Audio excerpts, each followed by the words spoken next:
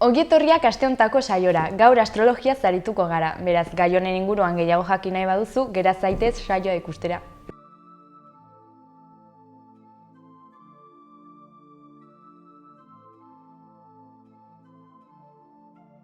Gaur astrologiari buruz arituko garenez, gazteei galdetuko diogu zenbat dakiten honen inguruan. Horoskopoa irakurtzen dutena sinisten dute, orain ikusiko dugu. Lehenengo galdera da ea dakizuen zein den astrologia eta astronomiaren arteko ezberdintasuna. Nik ez egia esan. Astronomia da, astrologia bai dela, hori horoskopoa ez, ez dakit Geminis, Eskorpio eta dena hori, eta astrologia, astronomia barkatu. Bai, astronomia da nolait zerua aztertzen duen zientzia. Bai, hori, zientzia bat. Bale. Bai, bat da zientziak ez bai izarren eta planeten inguruan aztertzea, eta beste bat da Piscis, Capricornio eta fikziozkoa ez, fikzio, no sé. Bai. Uste dut, logia badela, benetazkoa ez dela eta, porque suena como al revés. Bai. Bai. Astrologia da horoskopoarena eta astronomia zientzia. Nik ez. Bai, uste dut. Astrologia da horoskopari buruz eta astronomia da nola astroak, planetak, nola pizka fisikoagoa edo zientzietan basatuta. Bai. Zuek zenekiten ezberdintasuna? Ni liatu naiz pixka bat, gero esan duenean bai, baina nuestela ez. Bai, nik esan behar nuen hori.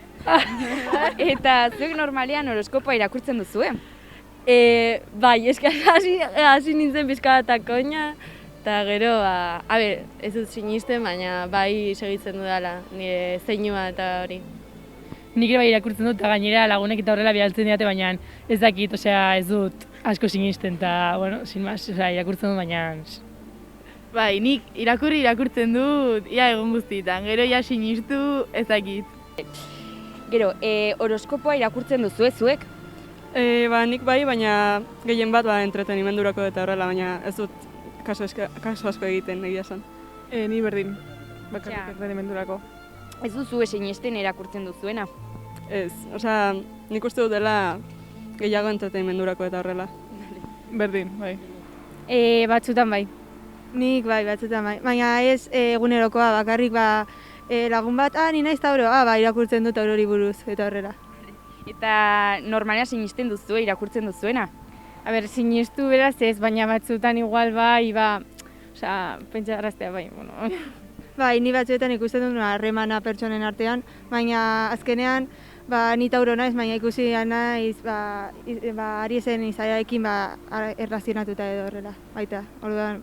Bale, orokorrean irakurtzen duzue, baina ez duzue gehiagi sinisten, ez? Bai, gauza batzuk esaten ditut. Interesatzen zaizkiguna. Bai, hori, interesatzen zaizkiguna, bai, eta agian irakurtzen dut zerbait esaten dut.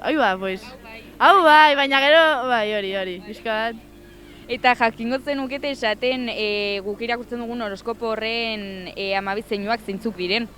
Piscis, Acuario, Tauro, Capricornio, Escorpio, Virgo, Cáncer, Géminis, Leo. Leo, Falta zaigu. Hiru, falta zaigu. Hiru. A ver. Están Escorpio, Capricornio. Alguno así que suene. Escorpio, Capricornio, Aries, Piscis, Acuario, Leo, Virgo, Tauro, Sagitario. Sagitario esan dugu. Joder, es que es Libra. Libra. Eta ya está. Ya, por ahí, ¿no? Cáncer. Eta jakingo zenukete esaten normalean irakurtzen dugun horoskopoaren 12 zeinuak zeintzuk diren? Igual 12ak ez, baina batzuk bai. Esate ditut, edo? Bai, saiatu. Geminis, Libra, Virgo, Sagitario, Tauro, Escorpio, Acuario, Aries, eta ezakit zerbait uzten dudan, edo... Capricornio. Capricornio. Leo, Sagitario, Capricornio, Cáncer, Piscis, Géminis, Tauro, no, ya esan dut, Virgo. No, ya esan duzu. Virgo no he dicho. Eta Aries, Akuario eta uno de tierra, he dicho Tauro? Bai. Bestea, pues ez naiz gogoratzen gehiago gaina. Vale, eta daude horoskopo mota asko, badakizu zein den guk irakurtzen dugunaren izena, haue Virgo, Libra, osea, horoskopo horren izena. Ez, nik ez. Nik ez da. Besterik gabe da mendebaldeko horoskopoa. Zulo dela, ilargiarena o algo así, o no, badaude batzuk? Ni idea, ez dakit. Ni badakit dagoela txinatarra, en plan, txinako horoskopoa, baina hau ez dakit zein den. Da mendebaldeko horoskopoa. Ai, bai, nola, bat da... eske bat da lunar, solar, hori? Ez, daude horoskopo mota asko, txinatarra bai, eta ez zein den guk irakurtzen duguna. No, nik ez dakit. Nik ez. Irakurri noen duela gutxi, ez dut oroitzen. Bueno, da mendebaldeko horoskopoa besterik gabe. Eta zenekiten existitzen dela euskal horoskopo berezi bat? Ez. Nik bai, baina ez dakit bere izena, baina irakurri genuen eta... Bai, irakurri genuen eta egon ginen hor aztertzen. Bai, eske uste dukara gordeta eta dena. Eta egon ginen hitz egiten horri buruz, baina... Hori. Bai, ezberdina da eta bederatzi zeinu dauzka 12 izan beharrean. Vale. Ez. Nik bai nire aizpa esan zidan. Baina, saldu zidan, baina ez nuen osea, nola ditu Bai, ezberdina da, bederatzi zeinu dauzka. Ba, ez. Ez da. Existitzen da euskal horoskopo bat eta beste bederatzi zeinu dituena. Eta da horoskopo ezberdin bat. Eta badakizu zer den jaiotze taula? Gaztelerazko karta astral edo karta natal. Ez. Igual, zerbait, fatum esaten da, destinoarekin edo horrelako, bueno, ez dakit, igual. Bai. Ez. Vale. Osea, bai, gutxi gora bera, baina daukan nola komponente ezberdinak ez? Esan duena lunarra, solarra, ascendentea, baina, eta doa, en plan, non zeuden astroak zu jaio zinen momentuan. Baina ez dakit gehiago, osea, ez dakit... Bale. Nik ez. Nik ez da. Eta tarota? Zerbait, osea, me suena, baina ez dakit, osea...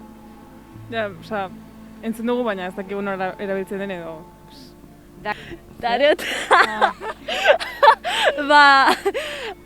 Ez, osea, bueno, sonatzen zait nola de adibinatzen duela zure...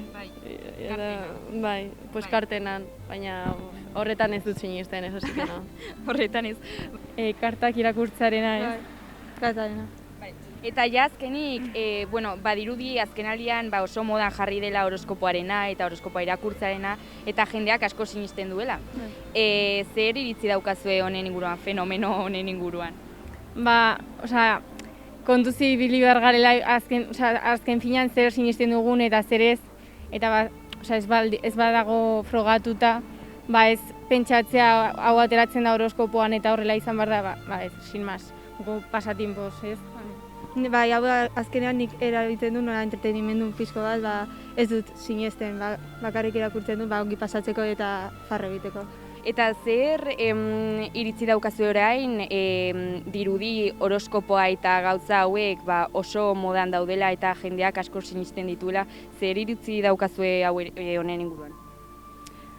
Uste dut orain jendeak ari dela irakurtzen gehiago eta uste dut batzuk sinisten dutela benetan gauza horietan eta ezagit pixkat ari dira bihurtzen eroak, baina ezagit. Niri, berdin zaitez, jendea pozik badago gauza horiek egiten edo erakurtzen, bere gauza da.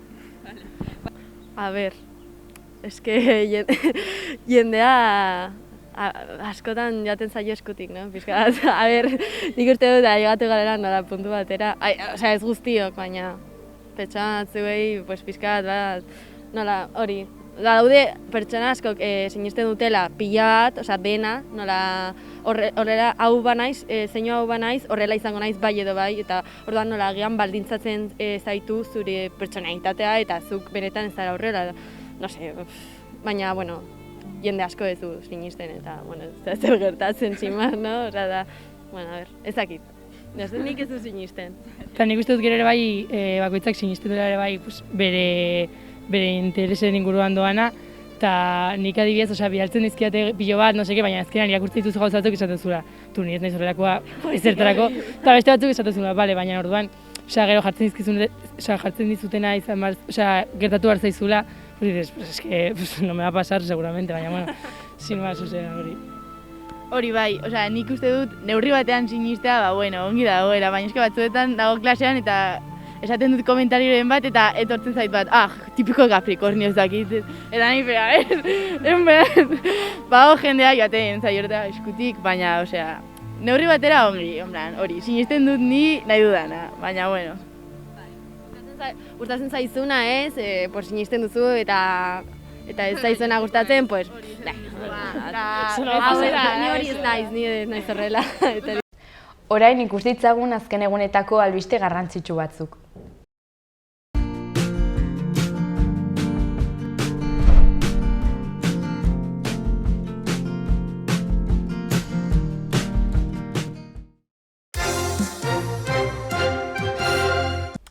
Nupeko Euskara taldeak euskaraz arduratzeko errektore ordetza bat eskatu du. Iruñean atxilotutakoak erakunde sezesionista erradikaletako kide izatea leporatu die Espainiako poliziak. COVID-19aren aurkako 40.000 txerto inguru ematea aurreikusi du Osasun Departamentuak aste honetan. Nafarroako Unibertsitate Publikoko Euskara taldeak txosten bat argitaratu du euskararen egoeraren inguruan.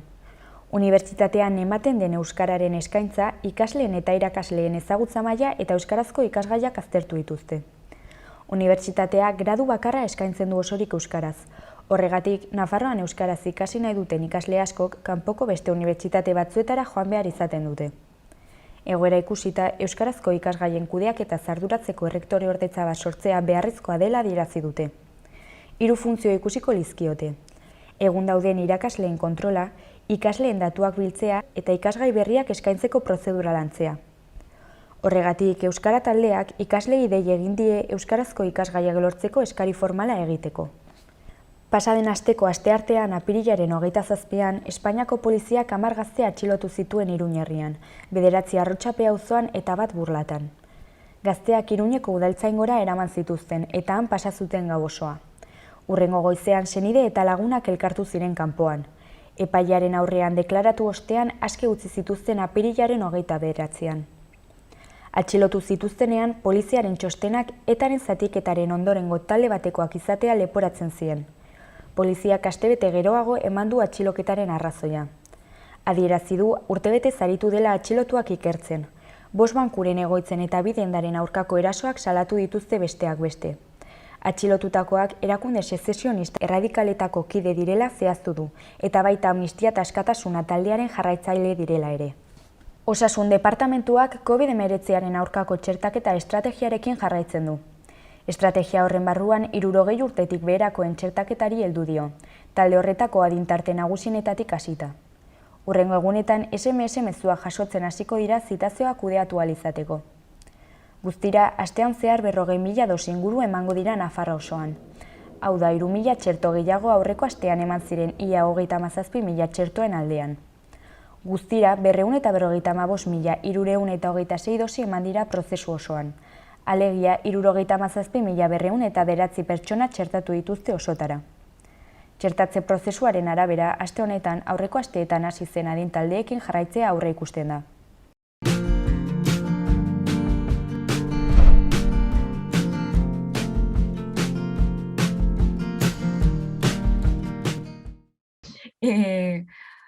Kaixo egunon, Maria. Kaixo egunon, Ane. Gaur astrologiaren inguruan arituko gara, eta Maria astrologia psikologikoan eta astrogenealogian aditua denez, horren inguruan hitz egitera etorri da gaur. Asteko gustatuko litzaidake pixka bat astrologia zer den eta zertarako balio duen azaltzea, ez pixka bat testu inguruan jartzeko. Bale, oso ondo. Bueno, astrologia da berez etimologikoki astra eta logos biltzen dituen hitza da. Astra izarra litzateke eta logos logika. Orduan hortik abiatuta, pentsa dezakegu izarrek ematen diguten jakinduriaz ari garela. Karo, hau bastante abstrakto edo gelditzen da, ezta?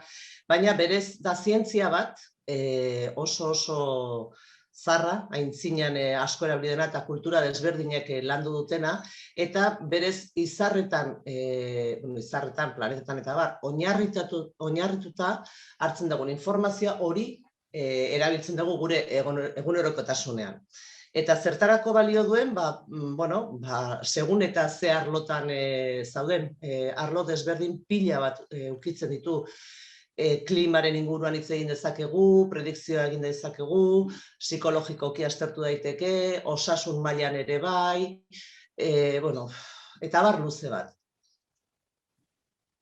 Eta, zuk esan duzu zientzia dela, baina badago jende asko nolabait sasi zientziatzat hartzen duena, eta horretan ez duena sinisten, ez? Zergatik uste duzu hau gertatzen dela? Bueno, lehenengo maila batean nik pentsatzen dut hau posible dela ezagutzen ez dutelako. Normalean, gizakiak ezagutzen ez ditugun gauzen aurrean beldurra daukagu eta beldurra horrek ukatzera eramaten gaitu. Hartara nik gonbidatuko nuke jendea pixka bat ezagutza honetan zar dadin eta hartara bere zalantzak argitzeko aukera izango du. Gero badaude beste arrazonamentu historiko, politiko hortartean astrologiak berez daukan indarragatik erabili izan da jende boteretsuak. Jende boteretsuengan gelditu da bakarrik aukera hori, ez? Herrixumeak ez du aukera hori izan. Orduan, askotan erabili da manipulazioak eta egiteko, ez? Historian zehar nahi eta esan. Agintari potenteak erabili dute, gerraten munduan bere etxaien ezaugarriak ezagutzeko, eta ezaugarri horien artean bere puntu ahulak ikusteko, asko erabili izan da ere navigazioan, baita ere gure lurraldeetan, ez? Hori adibidez oso hurbileko egiten zaigu, eta askok badakigu, ez da, gure arbasoek erabili izan dutela ilargiaren posizioak adibidez, bai arrantzarako eta bai baratzerako ere, ez? Orduan, interes ezberdinak eta hori luze izango litzake hau aztertzea, baina gainetik begiratuta hoiz izango litzake, ez?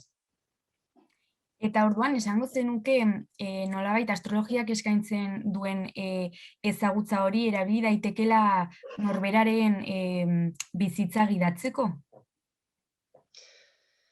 Norberaren bizitza gidatzeko galdera polita da hori, neurri batean bai, ulertu dezakegu, erabili daitekela, baina ez dut, nik uste lagungarri izan daitekela, agian hitza hori da gehiago, ez da? Segun eta ze astrologia mota erabiltzen dezun, adibidez, baratzekoari buruz ari magea, jakin nahi badegu ze landare, ze ilargi motarekin interesatzen zaigun gehiago landatzea, neurri batean, bai laguntzen dizu zure bizitzaren eremu hori bideratzen.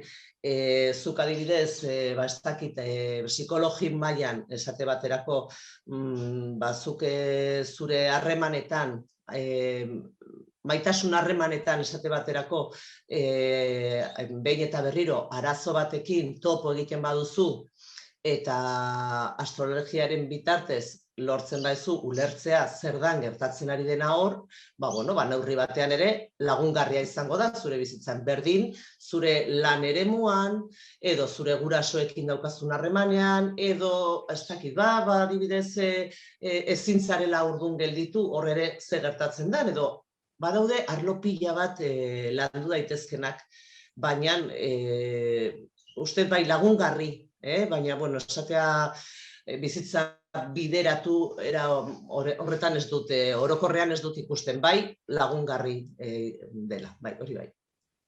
Orduan, galdera honen arira, azkeneko galdera honen arira, balio du nolabait eguneroko erabakiak hartzeko edo baliagarria da bizitzako erabakiak hartzeko, erabaki garrantzitsua. Berriro, galdera kasi bera da, eta erantzuna oso antzekoa da, baliogarria da, dudik gabe, ze bai argitu ditzazke gauzak, baina beti ere kontutan hartu behar dituzu zure inguruan gertatzen ari den gauzak. Osea, niretzako hau ez da fede bat, hau ez da fede itxu bat hor sinistu behar duzuna, ez hauek biak kalkulo batzuk, kalkulo matematiko batzuk ateratzen dianak, eta horren baitan ikusiko dugu ze eragin dauden gure egunerokotasunean. Orduan bai, alderdi hortatik begiratuta, bai, oso lagungarria da, guri gabe. Eta astrologiarekin iragarpenak egin daitezke edo etorkizunean zer gertatuko den jakin daiteke ezagutza honekin? Bueno, bai, badago astrologia bat, astrologia prediktiboa esaten dana, iragarpeneko astrologia, eta bere funtzioa hori da. Bai, ikusi daiteke argi eta garbi, egoerak nolakoak izango diren. Hau ez da, berriro esaten zute, hau ez da asmatuko den zerbait. Hau ez da magia. Hau ez da juten zea eta honek esango dit loteria tokatuko zaidan ala ez. Ez da astrologia, ez da hori. Baina astrologiak bai esango dizu ze momentutan izan ditzazkezun aukera gehiago edo ez. Bai esango dizuzu berez, baduzun edo erakarri dezakezun loteria tokatzeko energia bat, adibidez. Baina berdin ikusi daiteke egoera gogorrak erakartzeko aukera daukazun edo ez ere. Bai? Piskat abstraktoa da, kasu konkretuekin erresago hitz egin daiteke.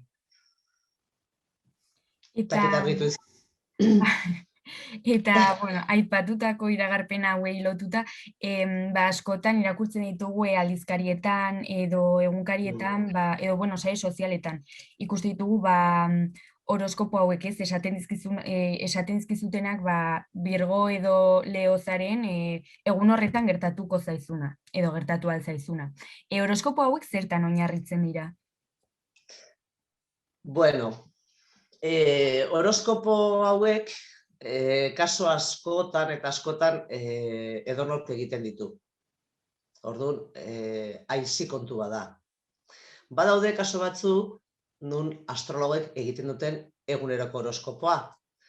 Eta hoien kasuan, begiratzen dute signo bakoitzak ze eragin izan dezakeen, baina naiz eta bai izan kutsu zientifiko bat edo kalkuluen araberako kutsu bat, oso ikaragarri orokorra da. Ez dauka zer ikusirik, ez dakit, zinu bateko persona bat bere demagun hilabete hasieran jaio dana, edo hilabete erdialdean jaio dana. Zeino berdinok izan daitezke, baina oso karta desberdina dute. Eta are gehiago urte desberdinekoak balin badia, edo lurreko eremu desberdin batean jaio badira. Orduan, nik uste aizia dela, niretzako, nire gustorako bai. Claro, eta guztiok dakigu, edo gehienok dakigu zein den gure zeinua ez, baina askotan ez goazara eta ez dugu horren inguruan gehiago ezagutzen, baina atzean askoz gehiago dago ez. Azaldu dezakezu zer den jaiotze karta? Bai. Ikusten ari zate? Bai. Karta ikusten zute? Bai. Hau izango litzake jaiotze karta edo jaiotze taula. Hau da, gaurkoa, momentu hontan dagoena. Honek egiten duna da, erakutsi, zeruaren islada da.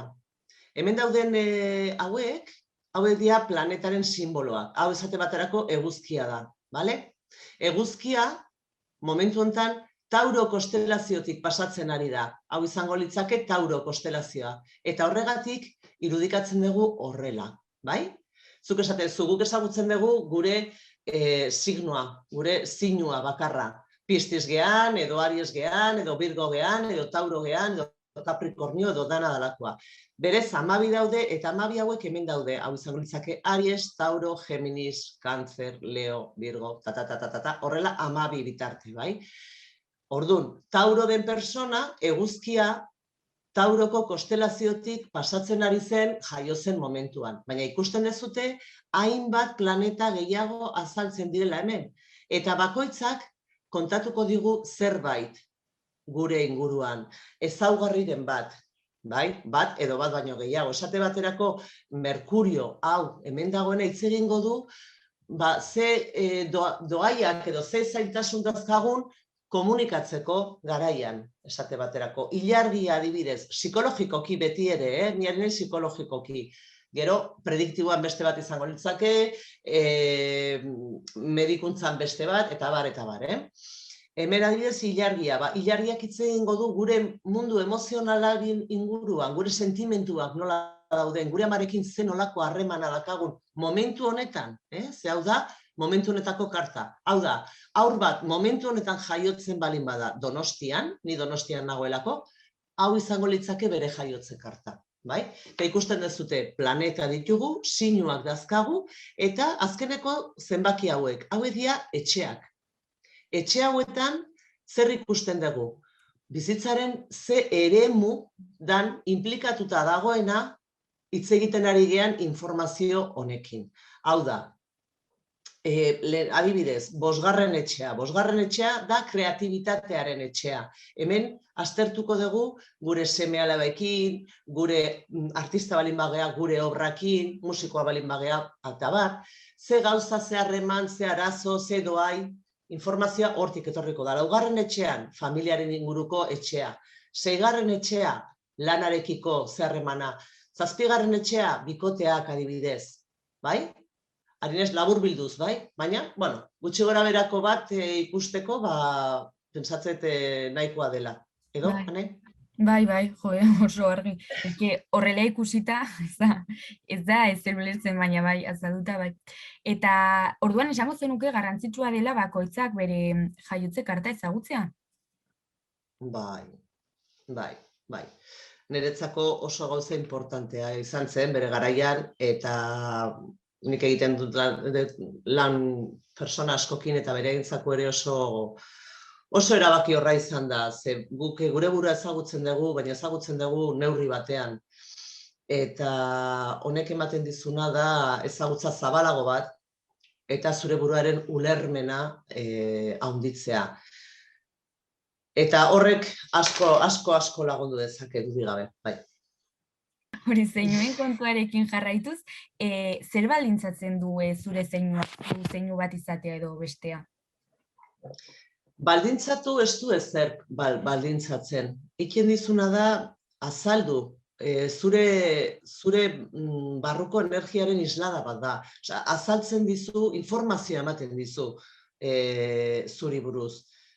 Eta, klaro, informazio hori izarrekin lotuta dago, hau jakinduri hau observazioaren bidez lortutako jakinduria bada, ja Mesopotamia garaian hasi zena, mende pilo batetan egin dena, eta hor asko idatzi da, observatuta, begiratuta, ados, nola dagoen zerua eta lurra nola dagoen, zer gertatzen ari da lurrean, zer gertatzen ari da persona batengan, hor dago koska, ez? Berez, ez da hori dagolako zu hola egongo zea, ez, zu hola zaude, zeruan gertatzen denaren islada bat zehalako, edo gauza bera zehalako, ez? Guk ulertzen dugu goian gertatzen dana, dela behian gertatzen den gauza bera. Eta barruan gertatzen dana, ere da, kanpoan gertatzen denaren gauza bera. Hori, kosta egiten da pixka bat ulertzea eta ikustea, ez? Hor sartzen geha, ja, nola proiektatzen ditugun gure historiak besteengan, azkenean konturatzeko gureak direla, eta, gauza bera da, baina gu geha fraktal txiki bat, eta mundua eta unibersoa da, haundi bat, ez? Ez dakit oso ongi ulertzen zaidan. Bai. Eta nola uste duzu aldatu dela azken aldi honetan astrologiaren praktika eta edapena?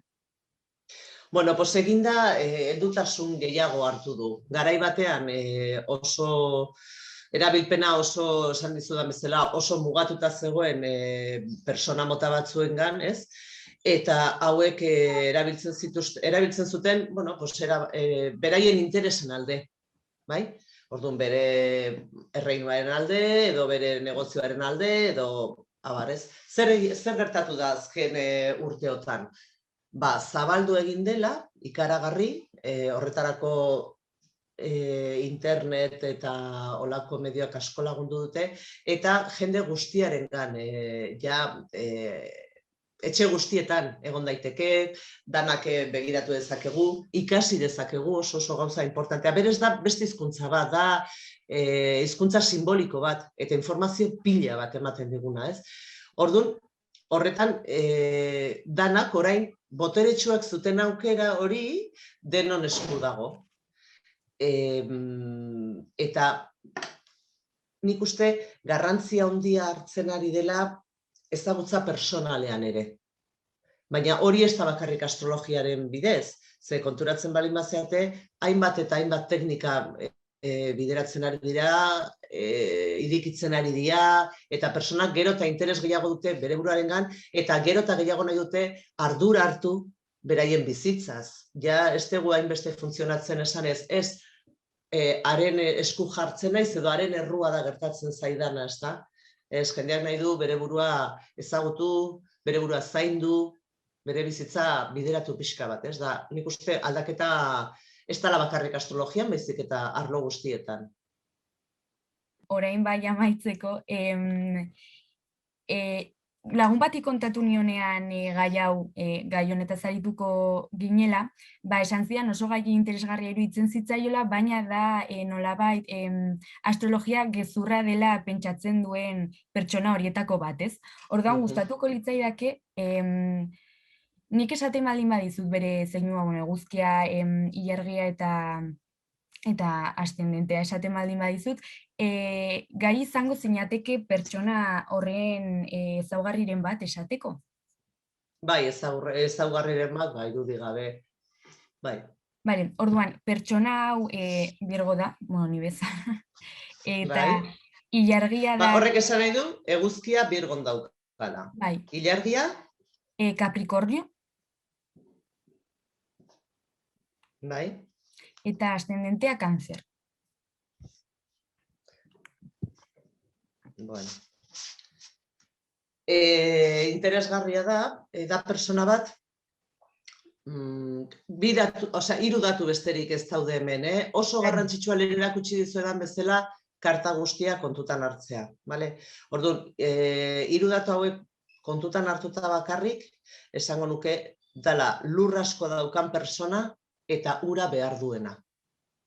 Hau da, oso persona praktikoa da, eta seguro sentitzen da mundu tradizionalean, aldez aurretik gauza gustatzen zaizkio ongi lotuta edukitzea, hor sentitzen da seguro. Gauzak ikusi eta ikusi behar ditu ikutu daitezkenak, behar dute tangibleak izan, baina aszendente horrek ekarriko dizkio bizitzan prozeso batzuk nun bihotza inplikatu inbarko duen. Eta bere printzipioz, bere sentitzeko era edo bere sentimentuak azaltzeko era, segurazki bastante hotzak dira. Ez da izango printzipioz pertsona bat ola oso amorosoa eta printzipioz.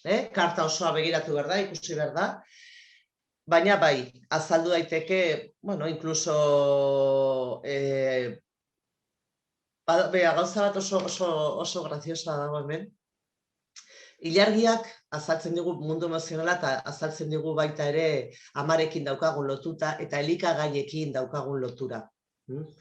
Eta Cáncer, izango litzake bere sinua, ilargiaren sinua Cáncer da. Cáncer dauka Capricornion, barkatu. Ilargia Capricornion dauka. Horrek esan nahi du, ematen dizkigu bere amaren, berak nola sentitzen duen bere ama, ze ezaugarri ikusten dituen bere amaren bidez, eta precisamente Capricornio izango litzake pixkat ama baten aurkakoa. kontrakoa. Ari ginen, amak teorian eman barbaren badigu goxotasuna eta elikagaia eta seguridade emozionala eta min hartzen dugunean goxatu eta sendatu eta guztioi, bere Capricornio ez da precisamente horrelako ama bat. Da gehiago estruktura ematen duna, gizonaren paper hartzen duna neurri batean, ojo, hau ez da hitzak asko nertu bardia, baina ze percepzio daukagun. Hartzen duna estruktura bat, orden bat, disiplina bat, lana, oso langilea, olako estiloko zerbait senti dezake. Baina bizitzak ekarriko dizkio segurazki aszendente horrekin, esperientzia batzuk nun bihotz hori junbarko da pixka bat goxatzen, oso posible da tokatzea seme alabak edukitzea, edo, hor karta osoa ikusi barko litzateke. Baina, desde luego, eguzki horrekin, Virgon daukan eguzki horrekin, evidentzia zientifikoak beharko ditu gauza guztik aztertzeko garaian. Hola, kain begiratu bat. Jo, gauza pila jakin daitezke horrekin, ez? Bai, egia esan bai, eta karta osoa zabalduta baita ere. Bai, klaro, askoz gehiago. Bai. Eta, bueno, pues, espero dut, gustokoa izatea astrologia, eta edo zer momentutan edo zer behar bat zute, pues hemen daukazue. Asko postu nahi zen, eta eskerrak eman nahi dizkizuet astrologiaren gainean euskaraz aritzeko aukera eskaintzeagatik, egia esan ilusio handia gintzean horrek. Espero dut, honekin jendea pixka gehiago ezagutzea gaiaren inguruan, eta batez ere, euskaraz izan da, honen inguruan gutxienez euskaraz informazioa ematea ez dagoela asko. Oso ondo. Mila esker, Maria. Zuei, mila esker zuei, Ane. Ongi izan. Jarrai dezagun orain agendarekin.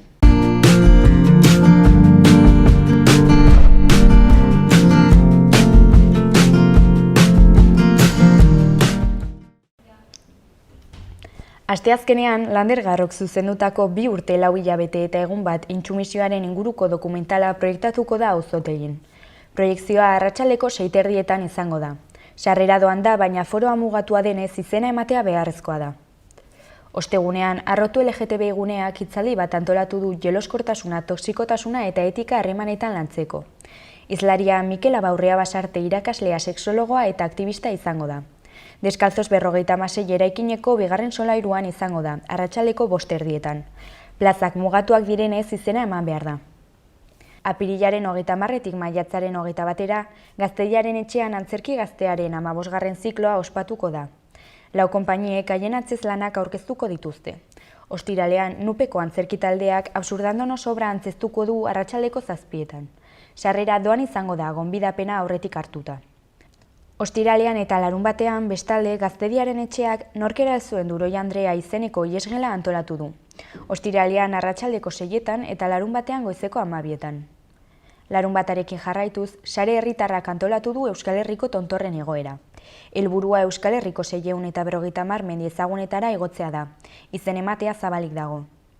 Igandean, Hamlet taldea kontzertu akustikoa eskainiko du Totem Aretoan. Ate irekiera goizeko 12:30 izango da eta kontzertua ordu batean hasiko da. Sarrerak lehenago erosiz 15 euroko prezioa du eta lehiatilan 18. Asteartean amaitzeko Heroinas del Cine zikloaren baitan Sanduzelaiko Zibiboxean Eskaila filma proiektatuko da arratsaldeko 6:00. Sarrera doan da eta izena eman behar da. Hau izan da dena gaurkoz, espero dugu interesgarria iruditu izana eta hurrengo astera arte.